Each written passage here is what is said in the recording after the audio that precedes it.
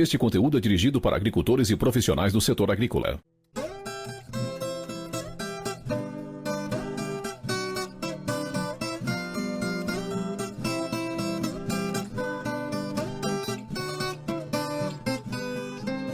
Você está ouvindo BASF Agro, um podcast que cultiva legados. Olá pessoal, estamos começando mais um BASF Agro, o podcast que cultiva legados. Eu sou o Nilson Caldas, responsável pela área de tratamento de sementes aqui na BASF. Hoje nós temos um dia especial. Estou aqui com a doutora Mariana, colega aqui da BASF, e a gente vai falar sobre a problemática do nematóide no Brasil e quais são as ferramentas que o agricultor tem disponível para a gente manejar essa praga. Vou passar a palavra para a Mari para ela dar as considerações iniciais e a gente começar aqui o nosso bate-papo. Primeiramente, muito obrigada, Nilson, pelo convite e feliz por poder contribuir com esse tema tão relevante, principalmente porque antes os nematóides eram considerados apenas em alguns ambientes agrícolas e hoje a gente sabe que essa problemática está espalhada aí por todo o território nacional. Perfeito, Mari. Para começar aqui nosso bate-papo, eu gostaria que você falasse um pouco como que a gente está chamando de inimigos invisíveis. Quais são os danos e como o agricultor pode fazer o diagnóstico dessa problemática na fazenda? Com certeza. Esse tema inimigos invisíveis, ele é bastante relevante porque, os nematóides, eles são vermes muito pequenos. A gente fala muitas vezes invisíveis a olho nu, porque eles ficam realmente no solo e são praticamente transparentes, Então, como que a gente vai manejar algo que a gente não está vendo muitas vezes como um percevejo, como uma lagarta? Por isso que a gente chama de inimigos invisíveis, Tanto quanto quase uma bactéria e um fungo. A gente acaba lidando mais com os sintomas, e a problemática que é causada aí nos nossos cultivos do que realmente a gente ver a praga em si, E hoje ele é um problema muito grande, por quê? Justamente por isso, porque o que a gente não consegue ver totalmente, a gente acaba vendo somente a consequência. E quando a consequência já está ali aparente, é porque a gente já teve perdas muito expressivas. Maravilha. Mariana, e quais são os tipos ou raças das principais nematóides que causam danos no sistema de cultivo aqui no Brasil? Bom, o Brasil, de um modo geral, a gente fala que é um país de clima tropical e que favorece muito o aparecimento, dessas pragas, vou chamar de pragas aqui, que tem rápida disseminação, rápida reprodução. Hoje no Brasil, a gente tem vários gêneros que estão causando perdas. A gente tem aí nematóides das galhas, nematóide do cisto da soja, temos nematóides de lesão de raiz, e tem alguns novos entrantes como novos gêneros e espécies que estão ocorrendo. Mas hoje as principais a gente pode dizer aí, Meloidogene, SP, com algumas espécies aí com uma agressividade maior ou mais adaptada a algumas regiões. Pratilencos braquiurus, que é o nematóide das lesões radiculares, crescendo cada vez mais. A gente diz que ele é o nematóide praticamente nativo, no Brasil. E a gente tem aí Heterodera glycinis, que é o nematóide do cisto, causando sempre altíssimas perdas. Rotilenculus reniforme, um nematóide que tem causado muita preocupação para cotonicultores e que hoje está se multiplicando e também causando danos também na cultura da soja. A Felencoides bassei, que é o nematóide da parte aérea, que causa aquela chamada soja louca 2, também causando aí grandes impactos. E alguns novos aí que estão levantando uma luzinha vermelha já entre o universo aí dos nematologistas. É bastante desafio.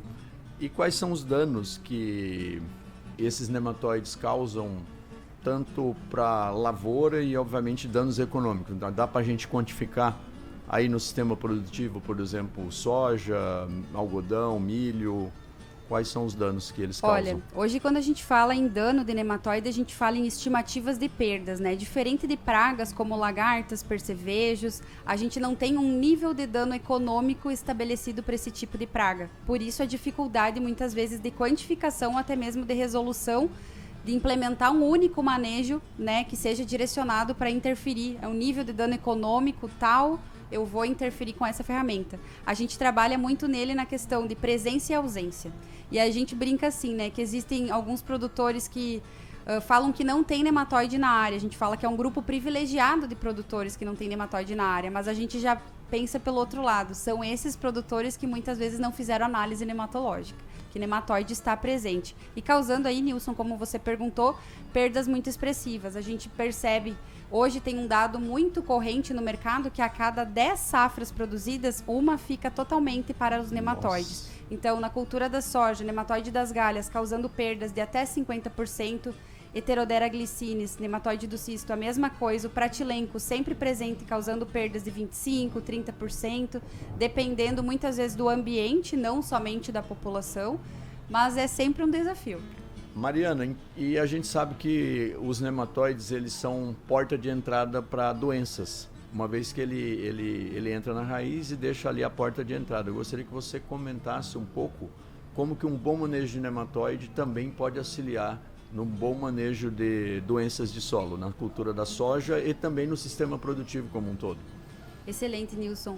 Essa pergunta ela é muito questionada sempre nas nossas rodas técnicas aí com os produtores. Muitas vezes alguns estão reclamando de presença muito forte de fusariose, né, que muitas vezes é uma doença que a gente não tinha mais tanto contato devido à presença de alguns tratamentos de semente, mas que presença de nematóide na área pode possibilitar uma porta de entrada para Fusarium, por exemplo, entrar nessa raiz, quebrar algumas resistências. A gente tem visto, inclusive, quebra de resistência genética por conta de presença de nematóides na área, fazendo com que a planta se torne mais suscetível ainda do que ela já está naquele ambiente. Então, um ambiente que tenha nematóides, ele é uma porta de entrada tanto para fungos e bactérias que podem acometer todo o sistema radicular, causando aí perdas produtivas. E quando a gente fala em manejo de sistema, é muito importante, a gente está aqui falando de soja, né? Mas a gente sempre entende que existe ou uma rotação ou uma sucessão de culturas. Então, eu não posso pensar exclusivamente na minha cultura principal. Eu preciso fazer o tratamento de sementes e pensar no meu sistema, seja ele na sequência um milho, preciso fazer o tratamento dessa minha semente de milho. No cerrado, a gente tem uma rotação e uma sucessão de culturas, na verdade, entre soja e algodão, que muitas vezes gera um patossistema muito forte, também pensando em nematóides, e também o complexo de Fusarium, Rhizoctonia. Então, tanto soja, milho e algodão a gente precisa tratar tanto com químicos biológicos, pensando em blindar esse sistema radicular para a gente atingir altos tetos produtivos e, ao longo do tempo, ir reduzindo as populações de nematóides aí safra após safra. Para fechar, ficou super claro aqui, o nematóide ele é uma praga, eu diria, transversal. Ele está na soja, está no milho, está no algodão, então ele está ali no sistema. O agricultor tem que pensar, obviamente, no sistema produtivo para manejar da melhor forma o nematóide. Obrigado. Com certeza. É bastante, né? É um problema realmente enorme. E o que o produtor precisa considerar quando ele vai tratar desse manejo? Quais são os pilares ou as estratégias que o produtor poderia utilizar para conviver com os nematóides? Você falou 2 pontos extremamente importantes: pilares de adoção, né? E principalmente convivência. Dificilmente nós vamos ter uma ferramenta que vai erradicar esse problema da área. Até porque a gente está falando de vermes que ficam ali na camada rizosférica, interagindo com toda a microbiota de solo, e eles têm a sua composição corporal muito parecida até com organismos benéficos. Então, qualquer ferramenta que seja extremamente agressiva para esses nematóides, a gente também pode estar fazendo um mal aí para a microbiota do solo. Então, nós precisamos conviver. E como que nós vamos conviver com os nematóides, Nilson? A gente tem que pensar realmente em estruturar pilares, né, de manejo, pensando desde práticas de conservação de solo, né, estruturação de solo, perfil de solo, matéria orgânica sempre muito favorável. Isso eu estou falando por quê? Porque a gente precisa deixar a planta em condições excelentes para o seu desenvolvimento. A planta se desenvolvendo bem, tendo todos os recursos de solo, primeiramente, né? Solubilidade de nutrientes, né? Capacidade de retenção ali por conseguir expandir raiz. A gente precisa ter, né, expansão de raiz, volume de raiz para ela poder estar acessando água e nutrientes e se desenvolvendo. Então, esse é o primeiro ponto. Então, precisamos pensar muito em manejos que favoreçam a planta. E aí a gente tem outras diversas ferramentas que é o que a gente mais utiliza quando a gente pensa num ambiente agrícola, que a gente precisa de uma solução mais direta. Então, temos escolhas de variedades, o que é muito importante hoje, né? Sabemos que para alguns gêneros de nematóides já temos variedades que têm resistência genética para eles, para outros nós ainda não temos, essa é a dificuldade hoje de manejar nematóides. Juntamente a isso, né, vai muito em linha tratamento de semente. Precisamos de um bom tratamento de semente e hoje a gente não pode pensar num tratamento de semente somente químico. A gente precisa trazer um residual também para essa planta e algo que seja benéfico para a comunidade microbiana do solo também. Então, hoje, práticas com químico, biológico nesse tratamento de semente, a gente tem tido resultados fantásticos para o manejo de nematóides. E aí, voltando também um pouco sobre o manejo, rotação de culturas, eu acredito que seja um dos fatores-chave. Porque, como eu falei, nós não temos variedades resistentes a todos os gêneros, então, algumas culturas são muito interessantes para quebrar o ciclo de alguns nematóides que não são polífagos, né? No caso, que não se alimentam de todas as culturas. Então, é um desafio muito grande e hoje eu acredito que o maior desafio que a gente tem aí, pensando em variedades, é a Pratylencos brachyurus, que até o momento nós não temos aí nenhum trait, né, genético aí nas nossas variedades. Então, já que você deu bastante ênfase na questão das variedades, o que você recomendaria para uso de variedades tolerantes ou resistentes? Qual a melhor forma do produtor utilizar essa ferramenta? E se você pudesse falar também um pouquinho da metodologia para seleção das variedades, para que seja também uma ferramenta para o agricultor manejar melhor o problema dos nematóides. Bom, a gente tem uma certa dificuldade muitas vezes de entender como que funciona uma variedade que ela é suscetível, tolerante e resistente. Então, suscetível, ela reproduz o nematóide se adapta ali, seja ele, né, de hábito sedentário, seja ele de hábito migratório, ele vai ficar entrando na raiz, parasitando, se reproduzindo. Então, temos aí a maioria, muitas das nossas variedades, as mais produtivas, normalmente elas não têm essa resistência genética, né? E hoje a cada ano a gente recebe diversas variedades novas para o mercado. Por quê? O produtor precisa sempre escolher a melhor variedade que se adapta à sua região e principalmente que tenha alto teto produtivo. E aí você casar isso com muitas resistências, muitas vezes a gente acaba transformando a soja, dependendo do número de resistência, ou que o pessoal tenta colocar muitas resistências na cultura, a gente acaba ficando resistente à produtividade. Então, a gente tem muito a entrada de variedades que são tolerantes. E como que elas são chamadas tolerantes? Elas se desenvolvem muito bem, têm altos tetos produtivos, mesmo na presença do nematóide. Elas acabam reproduzindo também o nematóide, mas não naquela escala como uma suscetível, que muitas vezes acaba abortando muito dos grãos e perdendo muita produtividade. E quando a gente vai para as resistentes, então a gente vem aí para uma gama muito menor do que as variedades disponíveis em todo o mercado. É um grupo mais seleto de variedades que hoje já tem ou resistência a galha e a cisto, que são as mais comuns da gente encontrar, né? Perfeito. Você falou também anteriormente que uma das estratégias de manejo é o tratamento de sementes. Você falou de uso de ferramentas químicas, biológicas, combinação entre essas ferramentas. Eu gostaria agora que você falasse um pouco aqui para o nosso público como que o tratamento de sementes pode ajudar o agricultor no manejo do nematóide. Bom, quando a gente pensa que a semente vai cair num ambiente extremamente cheio de inimigos naturais, né? Ela já vai cair no solo onde a gente tem fungos, bactérias, nematóides, larvas aí, muitas vezes, né, de insetos que possam causar dano radicular. Então, a semente ela é um organismo vivo e ela precisa se desenvolver num ambiente totalmente inóspito para ela. Então, a gente precisa realmente dar munição para essa semente conseguir se desenvolver. Então, o tratamento de semente é essencial por isso, para a semente já cair no solo tratada, né, com os produtos, né, e moléculas específicas para cada tipo de preocupação que a gente possa ter, fungicida, inseticida, nematicida, hoje muito utilizado, e que a gente tenha uma sinergia desses ativos e que principalmente esses ativos não interfiram na minha germinação e no meu vigor. Que hoje eu vejo, Nilson, que é um grande desafio de produtos que sejam sinérgicos com o metabolismo de uma semente, né? Que é um organismo vivo que está aí. Nossa, perfeito. Assim, e você falou aí da importância do tratamento de sementes e a gente sabe que a BASF tem algumas soluções, algumas receitas que são voltadas para o tratamento de sementes que vai auxiliar nesse manejo. Eu gostaria que você falasse um pouquinho sobre essas receitas que estão direcionadas, uma para mais baixa pressão de nematóide e outra uma receita para uma situação mais de alta pressão de nematóide. Como que essas receitas podem auxiliar o agricultor ali no dia a dia no manejo do nematóide? Bom, a BASF é uma empresa de pesquisa e desenvolvimento, né, e sempre foi pioneira, né, em trazer ativos que blindem o nosso sistema produtivo de uma forma como um todo. E pensando em tratamento de sementes, nós temos vários ativos performando, né, nessa blindagem, desde fungicidas e inseticidas.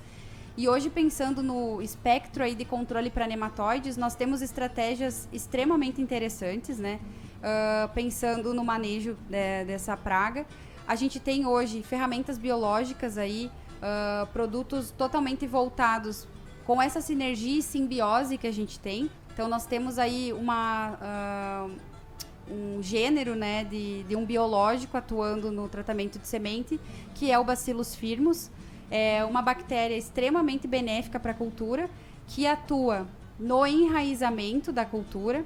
Então, muitas vezes as pessoas perguntam como que funciona, né, essa bactéria aí para o tratamento de sementes. Então, ela tem um efeito tão sinérgico que quando a semente ela emite a radícula, né, a bactéria ela acorda, né, ela começa a se alimentar. E aí, como que essa bactéria se alimenta? A planta, né, quando começa a germinação e a emissão dos pelos radiculares e da raiz em si, ela começa a liberar exudados radiculares. E esses exudados, eles são alimentos para muitos organismos que estão no solo. Essa bactéria ela é extremamente competitiva pelo alimento, que é o exudado radicular. E nessa sinergia entre ela precisar do exudado para se desenvolver e a soja precisar liberar exudados para se risorregular, que a gente fala ali, os dois ganham. Ela ganha porque a colônia vai tapando, né, todo esse alimento disponível e vai fazendo um biofilme protetor, fazendo com que outros organismos que muitas vezes possam interferir no desenvolvimento dessa soja, né, dessa raiz, não seja totalmente impactado por essa proteção física, né? Além disso, ela também tem alguns metabólitos secundários, essa bactéria, que se algum outro organismo tentar interferir na alimentação dela, ela protege o alimento dela e ela tem algumas enzimas aí que podem degradar. E a gente percebeu isso muito fortemente, degradação de ovos de nematóides e também degradação e interferência na alimentação de nematóides, e aí muitos deles acabam morrendo por inanição, não conseguem se alimentar e diminui a população. Além disso, traz um efeito fantástico que a gente vê de um maior desenvolvimento radicular, uma massa radicular ainda maior, porque quanto mais bactéria tem, mais a planta vai colocar exudado e vice-versa. Nossa, Mari, que aula, hein? Que bom, né? Que bom que tem a tecnologia, provavelmente desenvolver um produto com esse conceito não é tão simples, e que bom que a gente tem essa ferramenta aí para poder auxiliar nesse problema que é muito grave, né? Já que você falou um pouco também, começamos a falar um pouco falamos sobre vários pilares até aqui, e eu acredito que tem um pilar muito importante que a gente poderia também trazer aqui. Eu gostaria que você falasse um pouquinho a importância da qualidade de semente nesse contexto. Uhum. A semente é um ser vivo, como você falou. Então, se abordasse um pouquinho a importância da qualidade de semente nesse contexto como um todo, para o produtor, obviamente, obter um bom manejo para nematóide, mas, sobretudo, altas produtividades na sua lavoura. Bom, hoje, quando a gente fala em qualidade de semente, é um tema bastante relevante, porque nós estamos, né, num mercado aí que tem uma disponibilidade gigantesca de semente que pode chegar direto para o produtor. Mas quando a gente pensa em qualidade e certificação, a gente já vai para um outro patamar. É você ter certeza que aquela semente que você colocou no solo, ela vai entregar aquele potencial produtivo que ela está prometendo. Então, se eu colocar uma semente de baixa qualidade, que não vai ter uma germinação uniforme, um vigor realmente que muitas intempéries climáticas no momento de semeadura é bastante crítico, né? Aquela, às vezes, regularização pluviométrica pode interferir. Então, se a semente não tem toda essa qualidade fisiológica para cumprir o seu propósito de germinar uniformemente, a gente ter um stand, a gente já pode começar a nossa lavoura com perdas. E por isso que é muito importante a escolha da variedade. E você até me perguntou sobre tolerância, resistência, eu acho que eu não comentei, mas hoje é muito válido, né? E é feito em larga escala testes de reação de variedades, inclusive, para a problemática de nematóides. Então, como eu falei, todo ano vem novos entrantes, novas genéticas entrando no mercado. E o importante para o produtor que quer entender como essa soja e essa semente se comporta na sua propriedade, é importante ele saber, primeiramente, né, ter uma análise nematológica bem feita e também, em contrapartida, fazer alguns testes, né? A gente chama ali uns demoplots dessas variedades, para ele saber como que aquela variedade está se comportando. E muitas vezes a gente tira esses resultados, né, de como essa variedade se comportou num ambiente, às vezes, com alta pressão, né, de nematóides, para ver se ela vai ser produtiva, muito suscetível. Então, anualmente nós temos bancos de dados que são gerados muitas vezes até por empresas de iniciativa privada, pesquisas aí disponíveis que trazem muitos desses resultados que podem nortear a escolha também da variedade.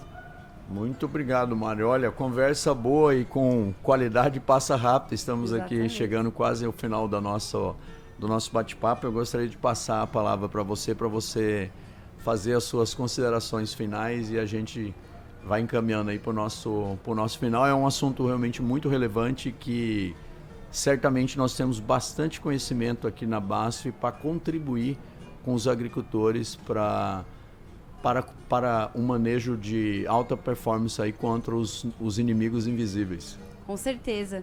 É um tema bastante relevante. A gente falou de algumas estratégias e a gente falou como a BASF é uma empresa de pesquisa e desenvolvimento. E para ajudar também, Nilson, em toda essa problemática que a gente comentou, preparo de solo, né? Preparo aí pensando em construção de um perfil para desenvolvimento da planta, escolha da variedade, do tratamento de semente, uso de biológicos, né, rotação de culturas. A BASF está trazendo hoje para o mercado, para ajudar ainda mais nesse cenário, um produto novo, uma nova molécula também, né, de manejo químico para o controle de nematóides, que é o Flopiran.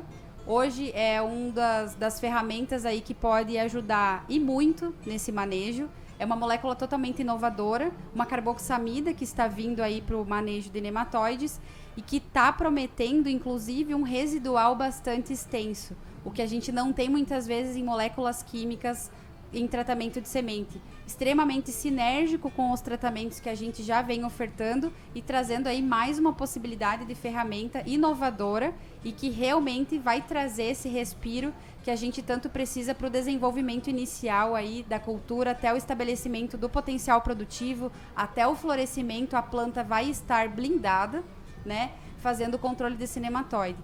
E gostaria aqui de fazer um fechamento pensando em tudo que a gente falou, o quanto é importante a gente ter análise nematológica, entender o que está acontecendo, para aí eu fazer um planejamento de convivência com esses organismos de difícil controle que são hoje os fitonematóides. Então temos que considerar todos esses pilares e procurar pessoas que realmente possam trazer esses respaldos para ajudar nesse planejamento que seja extremamente eficiente, né? Com certeza. Então estamos chegando aqui ao final do BASF Agro, o podcast que cultiva legados. A Mariana deu uma verdadeira aula hoje aqui para a gente sobre manejo de nematóides e como obter altas produtividades mesmo convivendo com os nematóides. Então eu gostaria de convidar vocês para que interajam conosco lá nas nossas redes sociais e quer saber mais como manejar nematóide, procura a equipe da BASF, que a gente tem conhecimento e ferramentas, seja biológica ou química, para auxiliar no manejo de nematóides. Obrigado.